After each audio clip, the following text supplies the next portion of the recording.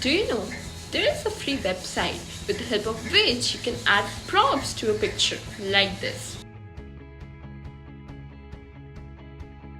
So for this you just need to open Google and search for Adobe Firefly.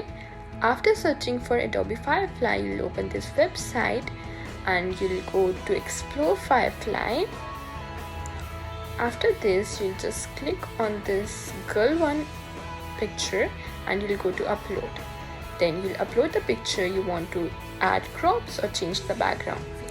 Then I'll select this brush and I'll just move at the place I need to add prop. So I wrote the prop name which I want to add. So I wrote glass of wine and they generated me glass of wine.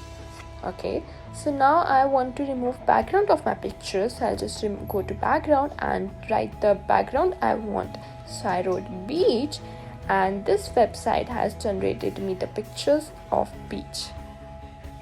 So this is how it looks like. So I hope you found this hack useful. So thanks for watching. Follow for more.